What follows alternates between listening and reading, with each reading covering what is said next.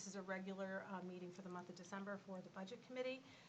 The agenda was posted more than 24 hours in advance of the meeting as necessary. I would like to introduce myself, Darlene Mann, and the members of the Budget Committee who are present for this evening's meeting, which include Tom Whalen, Dave Blinn, Cindy Van Conant, Raul Blanchet, Matt McGuire, Tony Stanizzi. Brian Rader will be arriving late. He had a last-minute conflict come up with the meeting for the Brookline School Board, so he'll be here shortly. And I would like to thank Kelly Seeley, the Business Administrator, for attending tonight's meeting. If you could all join me for the Pledge of Allegiance. I pledge allegiance to the flag of the United States of America and to the republic for which it stands, one nation, under God, indivisible, with liberty and justice for all.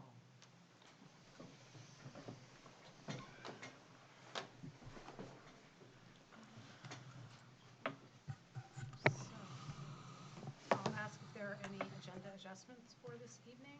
We do have a short agenda in light of the holiday season, which is upon us. So we're hoping to have good discussion and move things along this evening. Tonight's meeting observer will be Dave. And at this time, I would direct our attention to the approval of minutes. We have two sets of minutes. There's a little, distribution issue with the October minutes, so we're looking at both the October and November minutes for tonight's meeting. So being aware of some grammatical changes and just fine-tuning that was done right before the meeting, I'll accept a motion to accept the adjusted minutes as for the month of October. I'll make a motion. From Raul, seconded by Tony. Any comments or questions? Seeing none, all those in favor of the October minutes? Aye. 1, 2, 3, 4, 5. Opposed? Abstentions? Okay, Tom and Dave. For the month of November, similarly, there are some just grammatical items for the month, the meetings for the month of November, so I'll take, accept an amended a motion to approve the amended minutes for the month of November. I'll make a motion to approve the amended minutes for November. From Raul, seconded by Tom Whalen. Any comments or discussion? Seeing none, all those in favor of the minutes as amended? 1, 2, 3, 4, 5, 6. Opposed? Abstention? Dave? Thanks. Great. We have no public present this evening, so we'll skip right through public input and move on to a discussion of the FY23 budget.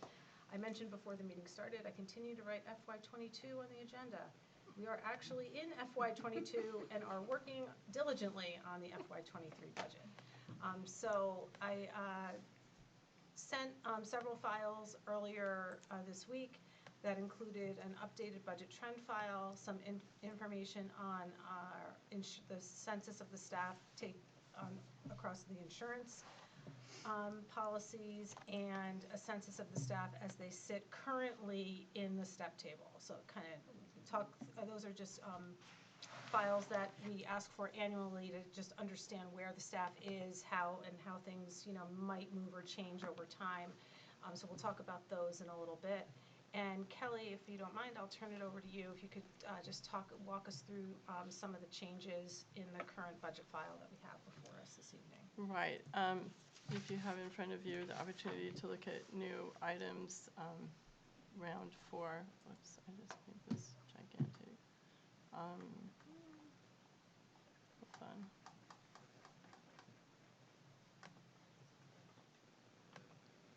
Okay. There were 2 changes we made in there. One is for, let's see, I think it was under replacement computer equipment. We added $3,000 for laptops for the computer science department. One has become unrepairable, and we needed one additional one to make the set to meet enrollment requirements. And those are not particularly cheap ones, as they need to be advanced for the computer science curriculum. And the other thing we added, I believe, is under, geez, I don't remember where I put it, academics, I think. Okay, is academics, and that is a service contract for the, there's a couple of rather expensive pieces of equipment in the tech ed department. If you guys will remember, a couple of years back, we bought some that fulfills the robotics needs as well as the tech ed needs. And this one I think is mainly tech ed, or I'm sorry, robotics, but it's a service contract. Now that it's, you know, getting a few years old, we need to have that annual maintenance, and that is, there's a couple of components there that I don't know yet what they all involve, but one of them is an annual cleaning that results in waste materials that need to be removed. And then there's a preventative maintenance contract, and I think there's one more, but it hasn't completely been defined yet. Yeah, that was a pretty substantial overhaul in the tech ed. Right. Oh, it was huge. Area. And now all that equipment, you know, the first couple of years you don't need to do this, but Right, now it's starting to get to the point that we need to do annual work on it. So that's a late breaking addition. And then the only other two addition, well, one of them's an addition and one of them is a reduction. We've got the final numbers for the voc-ed tuition for this year, which informs us for next year. So that was about a $9,000 increase. And lastly, I think you all know that Rich is retiring. Rich is our network administrator. He's retiring, so we've hired his replacement already, so we can, you know, have that person suck every piece of knowledge they can out of his brain before he leaves. So, and that person comes with less experience, so that's a reduction in what I originally had budgeted to fill that position. So the net gain or loss of all of that is $10,000. reduction or gain? No, increase. Increase, okay. Mhm.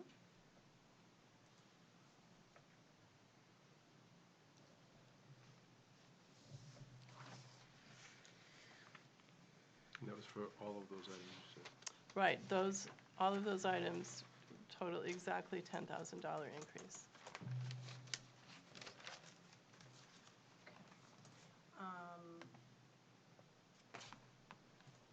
Can you share, so those were, again, great changes, but there, you know, was the give and take there, and so we have that $10,000 change. I think the other significant change in the budget is in the kind of additional items for the warrant, which included the $163,000 for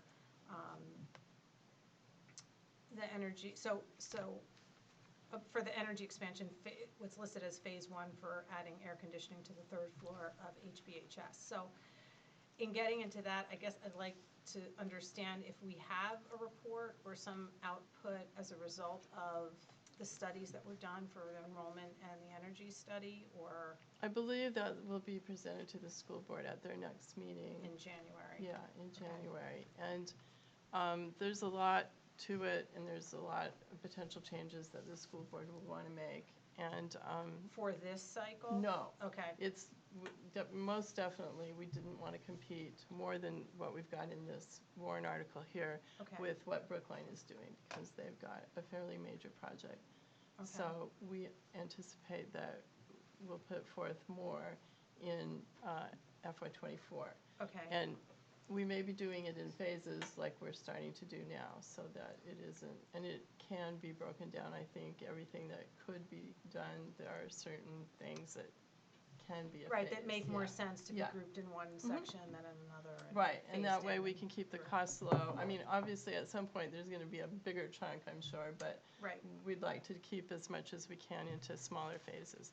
So in terms of what you're seeing there with the $160,000, and we're trying to fine tune that more as well, but I'll just give you some background on how we arrived at that. There is over the, you know, whether it's climate change or whatever the reason, the months of, what is it, September, October, May, and June, I would say, are probably the worst months in terms of, for this teachers and students in all of our schools, but particularly in the high school, because you're on the 3rd floor, especially facing the parking lot, and when the sun comes in, it just gets very, very warm in there and very humid. I think humidity is probably worse than the heat, you know. So we wanted to look at what that looks like. The third floor is clearly the worst, but what does it look like in its entirety? And so we started asking those questions, and to replace all of the units that would be involved in heating and cooling and dehumidification, that's about a $5.5 million price tag. So that would look like, you know, somewhere around $450,000 lease payment. So that's to do everything. Now, we also have different years of units. So the majority of our units are in 1996. There's a few in 1998 and some in 2000. And if we just looked at replacing the oldest units, so the 1996 and 1998 units, that would be a $3.7 million price tag. And that looks like maybe $313,000 if we used 15-year lease payment. And then, as I said, we primarily want to look at the third floor. So that's where this number is coming from now. There are 4 units that would be involved in that. And, you know, we originally went into this thinking, okay, let's do third floor, second floor, first floor. But it doesn't work that way because the units are doing what they do, you know. So it might be a third floor, second floor unit. And so it's very, very, very unlikely that we'd be able to go by floors. So we decided, let's look at those units. So the number you see there, it represents 4 different units. And and that lease payment in a 15-year lease would be the $163,000. Now we're also looking now at doing just 2 units, and those are really the most critical. And some of that would involve the second floor, and some of it would involve the third floor. It won't be all of the third floor, and it wouldn't be all of the second floor. But I think we will probably land on that. And those numbers are being fine-tuned right now, but that looks like about a $1.2 million expense, and the lease payment would be around $100,000. So, Question? yes. In developing the implementation strategy, does it make sense to do maybe the 2 most critical units and then do a strategic pause? Install them, let's see how that works, and then go from there, rather sure. than just having a scheduled phase 1, phase 2, phase 3 in a row without. Oh, absolutely. And I think that, you know, the plan is to, this is kind of a critical piece that we've identified, and timing is everything, so we'd like to get something started. But now we'll have some time to analyze, you know, what the school board is going to want to do, and analyze the whole project and break it down. Right, and see how it fits in the scope of the Exactly. larger project. Right. So there'll be a presentation to the school board in January? I believe it is. Okay. That is what I am understanding, unless you've heard differently. No, Andy touched on the numbers that you just did at Okay. the last board meeting. I wasn't there, but I read through listened to the video and read through the minutes, so he did touch on that, I guess, at the last, just that brief statement. Right. There will be a big cost saving to do all at once or in 2 phases rather than 2, just setting up, getting the crane, all that to the units. Oh, you know, 100%. it's a big difference. It's just You know, how if you much, look at the overall picture, it might be a couple $100,000 yeah. between. So, So just make so, sure to look at that too. so Dave, since you're in the construction business, maybe you might want to dive a little deeper than some of us, and then come back and report, right? HVAC is not my thing. Okay. We get some electric fans though, you know, we can blow around the classroom for the kids. I had some questions and concerns along that same idea, is that you have multiple pieces of equipment, all of them are critical, and they have to kind of run together to get the efficiencies of what you're trying to achieve with Right. airflow, heating, ventilation, and air conditioning. So no matter what you do, if you do it in phases, you have the oldest equipment still bumping along. They could go out and you could have a critical situation at any time. Sure. Secondly, you're gonna lose efficiencies. It can only go as efficient as your weakest subsystem. That's Yes. a problem. Sure. And in looking at it, the dilemma is paying for it over time. Okay? It's not that we don't need the equipment. Right. And if we think we're putting these things off and we're gonna save money somewhere along the line, you won't. it's gonna cost you what you believe it's gonna cost you, and putting it off, it could even be more expensive because Sure. of increases in technology changes and so on. My thoughts would be, if this was my home, I'd replace all of it and figure out how to pay for it over time, so that piece stays relatively the same. The cost of money is not that expensive right now. It is going to get more expensive over time. Right. So whatever you lease this year, if you decide to lease it next year, it's gonna be more expensive. Of You're course. fighting things like inflation and interest Right. costs. Right. I would try very hard to try to get the whole project done and try to figure out how we can pay for it. What was the time frame? 15 years? 15-year Can you lease. push it out to 20 years? I'm sure we could, yeah. Because I would look at it to bring the price down. It's not really bringing it down, you're changing the time payment Sure. structure. But you're getting the efficiencies of all the equipment you need in now. Right. At a fixed cost now. Right. And paying for it over time. And if you can lock in the rates now, you know, cost of money over Sure. time, you know, you're gonna pay something more for a couple of more years of Right. interest. But the interest rates and inflation, you're not trying to beat that. Right, no, Inflation will be in your favor. oh, absolutely, and I agree with everything you said, but we also have to be able to sell it to the taxpayers. And in a year that we already have something in Brookline, you know, those are the same taxpayers, Yes. so, we have a challenge there. And I don't think we're looking at this as doing it in phases will save us money. No, that's not. It's more about selling it to the taxpayers and not competing with other districts. Then my suggestion would be is you have Plan A that says, we can do it this way, Yep, but it's gonna cost you more sure. in the long run. Mhm. You're not gonna save anything. But if you do it all at once and try to figure out the payment structure, this is Plan B. And that's a good And way let- of looking at it, yeah. And let the taxpayers decide Right, then. we're doing that exact thing, same thing, at least I think we will be in Brookline, so maybe they've seen it there, they'll see it here. Yeah. No, that's all very good Yeah, feedback. because in the long run, it's gonna cost you more to do it in piecemeal. Oh, I am certain that And you you are may not get correct. the efficiencies over that period of time that you'd like to get Mhm. with heating and ventilation and Sure. cost of air and so on. And then if it's older equipment, some of the stuff is 20 years old or more. 1996. But so, You so know. what's driving the need? Is it people are very uncomfortable? Is it the equipment getting old? Is it people getting sick? I mean, Yes what's to the driving the need? Yes to the first two. I mean, this Okay. is very old equipment. It's probably in some cases, really past its end of life. Mhm. And yes, being uncomfortable in 4 months of the year is another very high on the driving factors. I would Yes. recommend that there be as many good reasons for why we need to do this presented, because if it's just people are complaining because it's terrible sometimes, you know, that may not be good enough to sell it. Oh, I understand, yes.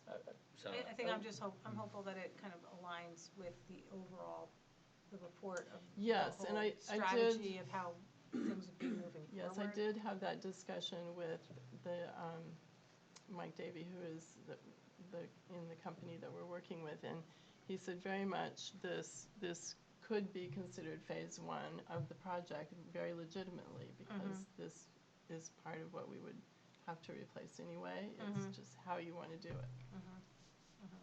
Are these units, are they just for, like cooling and dehumidification? Dehumidification and cooling, Do they is do, my understanding. like air cleaner type stuff? I mean, it is like when we're not cooling it, is that stuff running to help airflow throughout the I believe building? it is, but, you know, I'm certainly not your expert.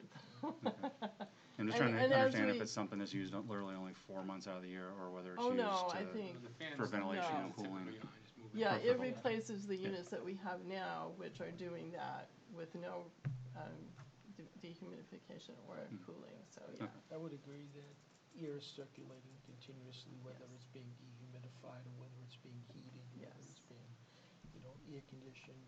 And I would say as part of this, there's gotta be some kind of filtration Oh, sure. process. And that's gotta be improved over. Yeah, what we and I have. would say from 1996 to now, that process is probably vastly improved, so, yeah. You know, I'm just all for full disclosure and let people see what it is, and if you're Okay. being honest with them and they're being reasonable, Right. it's It's not gonna cost them any more. Okay. It could cost them less in the long run. Okay, well, I will certainly take that back to Andy, and I'm sure Cindy will relay that during the school board meeting as Yeah. well. I'd say in agreement with Tony too, that if we can get a legitimate useful life statement out of the contractor, that would be an appropriate length Okay. of time. Yeah. Certainly. Because as people come in and go out of the school district, people who are benefiting from it will be paying for it Sure, yeah, definitely, most definitely. over time. Is the Brookline project, I'm not aware of all the details associated with the Brookline project, but is that looking at a similar timeframe, like a 15 or 20-year pay period? Or Yeah, I think that one is very similar. It's the same company doing the work, so. And was that the company that did Hollis as well? Or is it a No, different company at this actually, point? it's, yeah, we decided to make one company do both because Okay, they're yeah. happening at the same time, but, Mhm. I mean, it's very similar work, it's just Right. not the same group, so, yeah. Okay. Okay.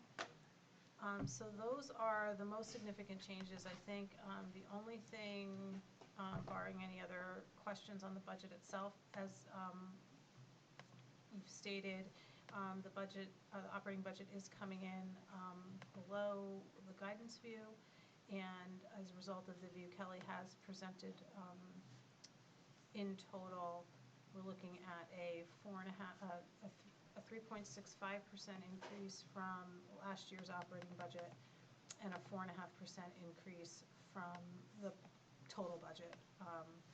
And not, I said last year, it's the year we're currently in. A 4.5% increase overall. Kelly did include revenue estimates. I have not had an opportunity to run those through the tax model and the apportionment estimates yet, so I will definitely have that for January because our meeting in January is a week before the public hearing. So everything will be finalized by then, or as finalized as it can be, by the time we get to the January meeting. So the revenue estimates are included as a tab in the file, and I think the most significant change is going to be the fund balance to reduce taxes. So if we recall, we returned a significant amount of money. I think it was 1.9. Yes, yeah, I think that's right. With the FY21 budget, and yeah, 1.9. And we're back to, again, we were in a kind of a COVID year. We had some significant expenses that we just did not incur because of the way the year panned out last year. And we're back down to that $200,000 range, which is pretty much the standard range of what we are looking at budget to budget. So that reduction of $1.7 million will have a significant effect on the bottom line. So we'll see what that is in January, and because at that point I'll be able to run the apportionment and get all the estimates together.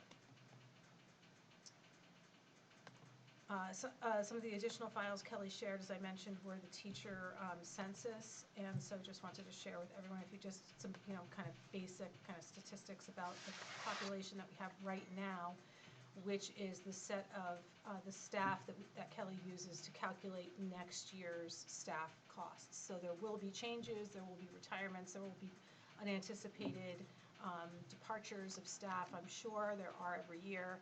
And Kelly uses an estimate of, is it a master's plus, master's 8? We bumped that, or it was 6, I believe, and now we're at 7. Master's Master's 7.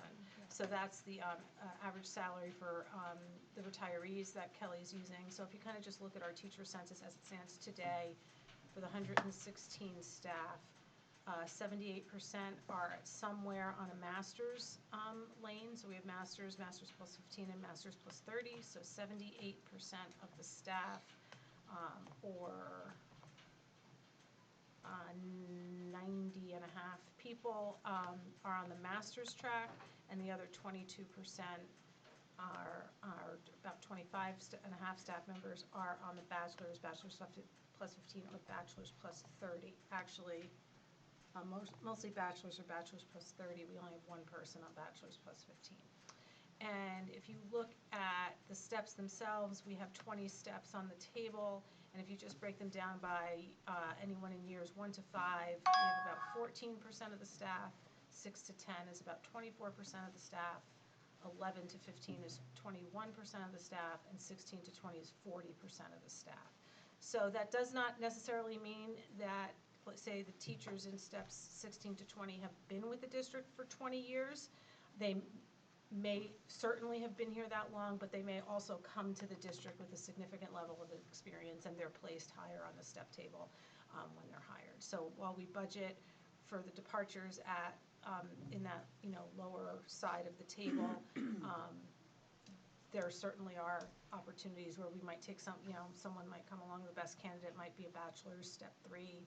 It could be someone who's a master's, step 18. So we leave it to the professionals to make those decisions on how best to deliver the curriculum. So those are just, we have been at that, I think we've watched the table migrate from that 40-60 bachelor's master's split, and we've been pretty consistent lately, I feel like, in the kind of that 80-20 split. So we do have a very master's heavy staff between the two schools. Again, good information to just have an awareness of. And for the health census, 49% of the staff is on a family plan. So I think what we've seen there is, I think you go back a few years, we had plenty of plenty of people were on 2-person plans, and then have a group of maternity leaves and things like that, and everyone starts migrating over to those family plans. So we have 38% on single, actually 39% across the plans, and 49% on family plans. So. And usually we budget at a 2-person. For a new. For a retiree or a new person, so. Is it the ABSOS that's used for the budget purposes? Yes. Okay. Yeah. Surprised that, the majority of everybody's on ABSOS now. Yeah, that took a while, but Yes. we are definitely there. Okay, great. I don't have anything else this evening. I'm not sure if anyone, as I said, has any other questions or comments. Kelly also shared some unreserved fund balance information, which I'll integrate into a file that I have for the co-op unreserved fund balance, and I'll be able to integrate the Hollis School District and Brookline School District trends over about 10 years for the next time. But interestingly enough, did I share that did I send everybody the unreserved fund balance summary? I may not have, because it was for HSD and BSD, and I didn't get to integrate it with the co-op. But it's a lot of very good information, and when you really look at what's been returned to the taxpayers over a 10-year period, it approaches $14.5 million. So I think we'll have a good discussion about that in January. And again, it's a perspective that most people don't see and recognize in their tax bill. The co-op tax rate is kind of hidden on the individual tax bills because it's combined with the local school districts. So no one can really see what the specific contribution of the co-op is when you look just at your tax bill. And we do make statements at the annual meeting and talk about the return of the money and the unreserved fund balance and the impact it has to the tax rate. But I don't think that people really understand what that means, because while they might see tax rates, fluctuate in some cases. Even this time around, we have a district going up and or a community, the entire town going up, and another community going down. I think the way to look at it is your taxes would have been higher had we not returned that money. So it doesn't always result in a reduction to the overall tax rate, but your taxes would certainly have been higher if we had not returned these funds. So I assure you, for January, I'll have a nice comprehensive summary for everybody to kind of put their heads around a little bit and just kind of have this good information. It'll be a 10-year view, so. Just a comment on that, because I hear things in the community, and I'm not sure everyone in the community really understands what is going on. Right. And some of the numbers I hear that just, I don't know where they're getting them, how they make sense, or whatever. It's, and it's hard to say. I would love, while we invite public input at every meeting, and when we take public input, it isn't a a give and take with like a Q&A or a question, but if someone were to come to the microphone and say, you know, I would love to hear as a taxpayer, you know, what a historical view of what this means, or if you could provide an explanation, it's something we can consider as an agenda topic at a future meeting, and hopefully that person tunes in or comes and listens to what that presentation, and we make those materials available online, and the information starts to get out there. But, you know, we try to address, at the annual meeting, we, you know, kind of put up a trend, but, you know, but I understand it's quick, and actually well, the presentation itself is quick, the meeting unfortunately itself is not quick, but even last year, we had everyone use QR codes to use their devices to see the presentation and things like that, as opposed to showing it on a screen and things like that, but, you know, we try to get the information out there, but it isn't information people, like, we look at it, but it isn't something people are used to looking at. They come to a meeting a year and have to make a decision, so, You know, they get so much of their information on social media, and it's so much of that information Yeah. is just They so just wrong. block yes, out what- it is, So, and that's why, you know, that's the problem. while from a social Yeah. media perspective, I never will comment on anything No. I see online, even if it's blatantly false and incorrect. But I would encourage people to look at what is on an SAU41.org website, whether it's distributed by the Budget Committee or the school board. That is your source of information. Anyone who says, well, I heard, I did this analysis, we have two bodies in this district, let alone the other districts in the SAU, who review and evaluate this information, and I would, Well, that'll get you 5%. yeah. And then you get the 95%, well, she said that. you know. Right. So I think at the annual meeting, it might be a big thing to point out. You just explain that, like you just kind of did, and maybe each year, say this year, this was returned this year, and Yeah. show that 14 million I think return, that it's especially nice, this year with Brookline. I think that some people look at what is returned was theirs anyway, okay? And I think what they're looking really to see is what has been our rate of growth with regard to costs, expenses, salaries, the whole. And is it growing appropriately relative to student enrollment, with the increases and decreases enrollment-wise? And then it really gets into, special education, special needs, things like that. I mean, it's more complicated than people would give it credit for. You're absolutely But right. if there's some way that these things can be presented Yeah, in language that they would like to hear and understand, because I think they're mixing and matching a lot of things and right. not really getting it correct. And then there's the warrant article aspects of Right. it. But there are also other aspects that need to be highlighted. For example, not just the number and the fact that funds were returned to the taxpayers, but we have a process, there is transparency, there is a certain amount of trust. You do your best to minimize cost, because otherwise the money wouldn't be coming back as much as it is. So there has to be credit given to this, how this is working. Exactly. And that process and that cycle needs to be explained. It isn't just the number and the quantity and the table. I think we need to explain the human factor that goes into this. Yes, exactly. Otherwise, it doesn't, sink in. I think they, I mean, I personally, when she comes to the meetings and Andy comes to the meetings, I trust what they say, of course, because that's my tendency that, we're all professionals, we're all good people here.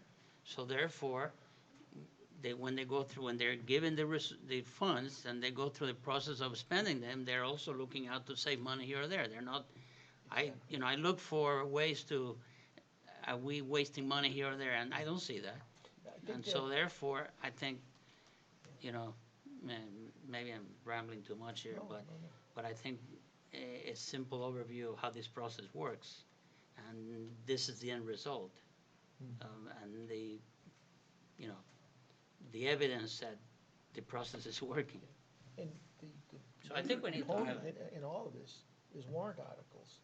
If there's a group in town that really wants to say something or do something, present a warrant article and let the people in the community vote on it.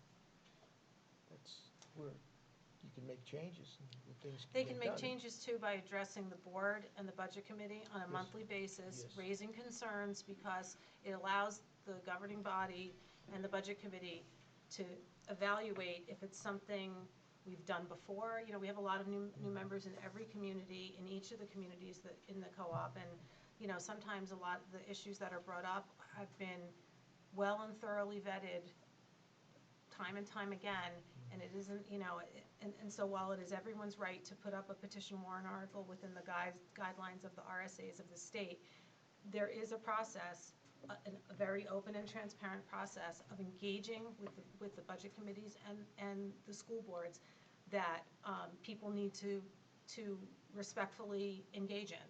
And that's how you make really good and substantive changes, as opposed to, in my personal opinion, just, you know, throwing a bunch of things forward and trying to manage change that way. We have duly elected officials in both communities that review and evaluate those things. It's not that, I want to be clear, I'm not in favor. Oh, no, I was I'm just not, making a and I don't mean to statement. imply that you are, Yeah. just saying, you know. And then The Then, more we you know, educate the population, the better off. the you better are. off everybody is. And if people want to come in and sit in a meeting and then raise a question, make a statement, then Right. no one's going to chase them out. And thus you get 5-hour meetings. We do have time limits when people come and give public input. I have a whole, while I have a preamble that I do at every meeting, I don't get to use it very often. I do have a summary that I read before public input as well that clearly identifies the parameters. So that's, we're keeping it tight, Tom. We are not going back to 5-hour meetings. There's no need for it. I have a question about enrollment. Since COVID, have we seen a drop down? Have we seen kids being homeschooled more, or have they come back to normal numbers? There are still a fair number of homeschoolers in the elementaries. I think we're close to being back. And those that are still being homeschooled, I would say a lot of them have medical issues that they are trying to keep their kids safe from Right, COVID right. because of, you know, exposure vulnerabilities, so to speak. So we haven't But, seen it before. I just want to make sure the numbers come back and we didn't have small classrooms. yeah, we had more come back this year, but there's still a significant amount in the elementaries. So. Are there any additional challenges as a result of trying to provide special education as a result of COVID? There are for the most part, but we've pretty much said to all of our families that, you know, we're back 100%. So you need to, if you are not willing to do that, you probably should look at homeschooling. And then, of course, special ed kids, everyone is different. So, you know, the services are provided as best we can for But there's every enough kid. flexibility in the system to accommodate the needs of all the students? I believe so. I've not heard anyone that's being, you know. But we are in an in-person model, and we're not really able to Right. provide remote services. Right. So it's, Yeah, the we're way not- that we did yeah. last year. It's actually, you know, Okay.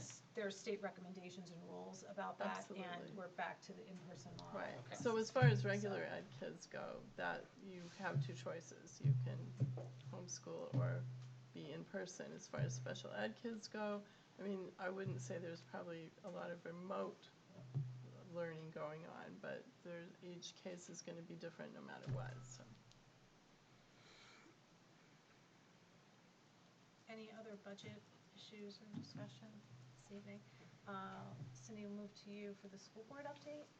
Yeah, sorry.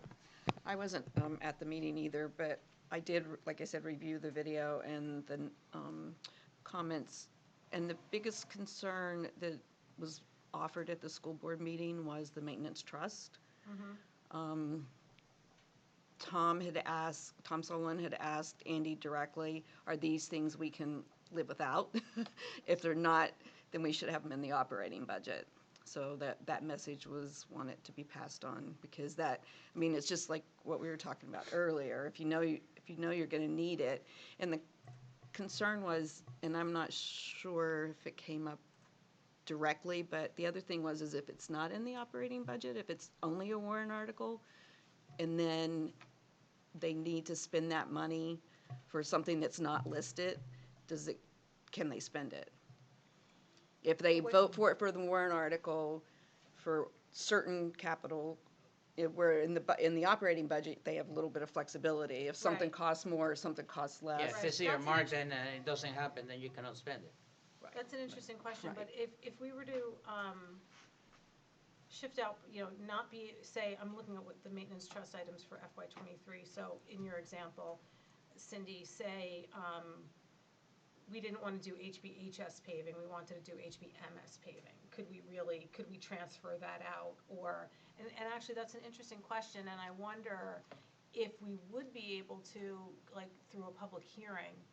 Well, that's how I would look at it. I look at it as we're adding $200,000 to the maintenance trust. We're asking the voters to do that. Right, yes. We're not asking them to spend money on those specific things. That happens in the public hearing. Exactly. And that's when we say, we repeat those things, or maybe Right, something has this is like a happened. recommendation of, these are the projects we're adding 200,000 because we envision these projects. Right. But if something changes, we're looking for the 200, we're looking to raise and appropriate the 200,000.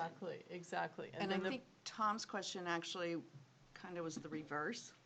If the warrant article's there and it's voted down, can you Right. spend the operating money to do these objects? Yeah, If I would- it's, oh, if it, okay. if it's, Always if superintendent's it's listed discretion. specifically that this is what the Oh. 200 maintenance trust is for, I think he was asking, is it, Oh. is it, My response to that was that this is like a recommendation and how we envision, but yeah, I would think, because it's a bottom line budget, as long as they found, the district can, everything in those 800 and some odd lines is, what we anticipate, but can it be shifted around? Can it be different? Yes, it absolutely can be. So Yeah. that's, I don't know if we need a DRA clarification of that or anything like that, but I think you have the latitude to be able to do that. Sure, you can't have your hands tied if something else comes up. Right, I think he Right. just, was concerned because saying no to something is saying no. Right. So then can you turn around Right, in an because operating we have- budget and say yes? Right. I think Because that was we his have, question. right, and I think it's it's a little different than how you look at something like a bond, and how it gets, if it gets voted down, like, that's a no means no, and you can't go and say, okay, we voted down a $5 million bond, but we have this money over here, and so now it's in the unreserved fund balance, we can just spend it on that. The community voted down that entire project, so that, I think, has a different impact and different way that you would have to respond to it. But I think there's enough latitude with how we raise and appropriate that you could shift things back and forth. I mean, but, Tom has had concerns about the trust itself, because it has kind of shifted over time. I think when we first put the maintenance trust out there, we were managing it the same way we managed the special education trust. So let's put some money aside, as a savings account for things that we weren't sure of, what could have possibly come up. And I think, as we look at how it's managed across Brookline and Hollis, kind of shifted the focus somewhat, and with the SAU building, that enables us to say, okay, we can put that $200,000 in, here's how we envision spending it. If we don't spend that, $70,000 on paving, and we end up only spending 60, we still have an extra, 10,000 that stays in the trust. As opposed to, if we don't spend it on the operating budget side, it gets returned. So there is still kind of a planning and savings element to the trust, but there's kind of more an active flow of kind of how we're utilizing it. That's now consistent among the districts. And I think the taxpayers appreciate knowing what we would like to spend that money on, rather than, can you just throw $200,000 in that bucket and Right. We'll use it someday. Right. This is more of a question, when you have a trust like that, you usually fund it to a certain point, let's say it's 200,000. And this year we only used 10,000. There's 190,000 left over for next year, they'd ask for 10, hypothetically. Yeah, to so we don't maintain have, with trust. with the maintenance trust specifically, we don't have that upper limit, and we've managed it, the amount that gets added in. I think at first we were adding in, I feel like it was a real nominal amount. We were just trying to get it started. But it's the level that we look at annually is driven more by the projects that we end up considering. As you're looking at that like 5-year CIP view and looking at what we're thinking for the upcoming year and the 4 years subsequent to that and kind of managing how those things are gonna kind of fall out. So it's really driven by the anticipated use at this point. I think that was the only thing that really came up at the meeting. And just in case you guys didn't know, the SAU met, governing thank board you, met yes. last week, and did approve the SAU budget. Great.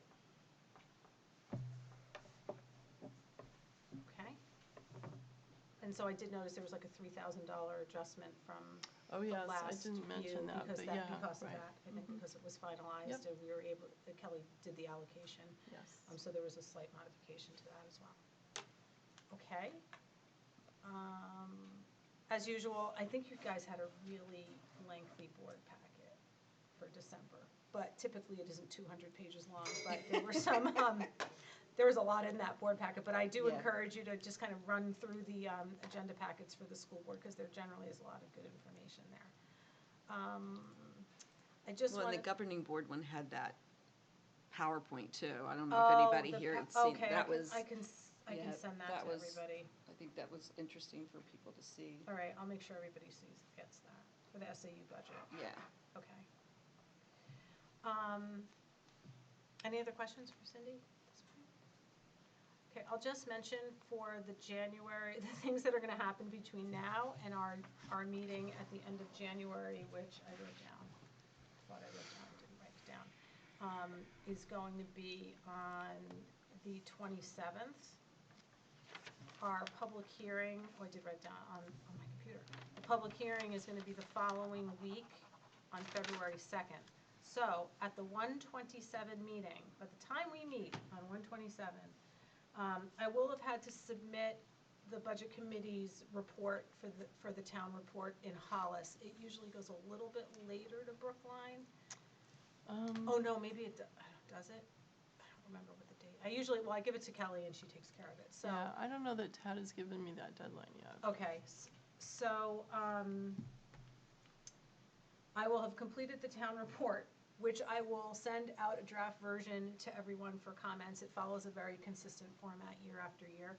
So I will be updating that and sending that out for comment. Unfortunately, we won't be able to meet as a budget committee to discuss it prior to the date that it's due. But again, it follows a very standard format. If you reviewed it in a prior annual report, it's going to kind of run along those lines just with updated information.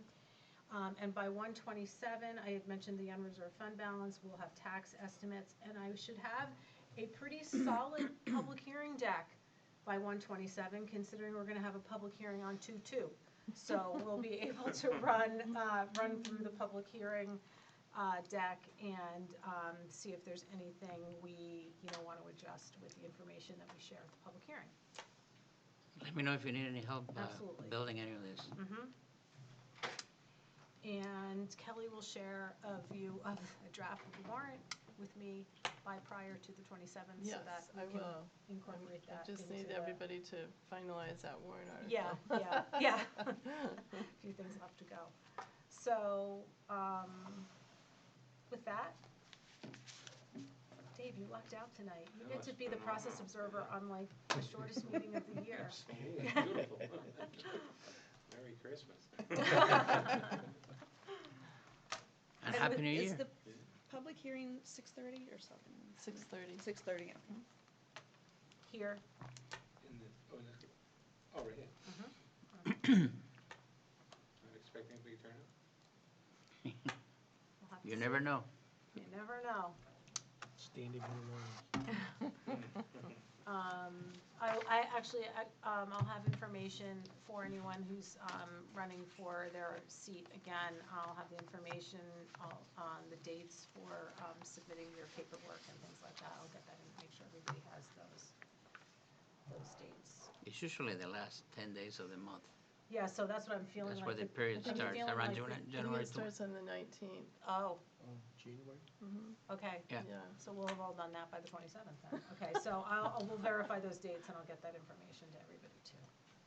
And then we don't usually have a meeting prior to the annual meeting after the public hearing? Right, right. We don't, right, that's correct. Because the fourth Thursday falls during the break week, I think, but I just wanted to make sure. Yeah, it probably does, Because I had yeah. that on my calendar. Actually, no, we won't meet the fourth Thursday, but I think the break week is the March week, is the Oh, first the week of first week March in March this this week. year, that's right, yeah. It's a weird, February break is in March, so.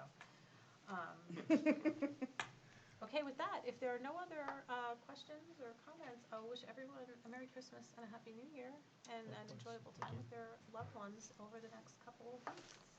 Same Thank you to very much, you. same to you. Thank you. Make a motion.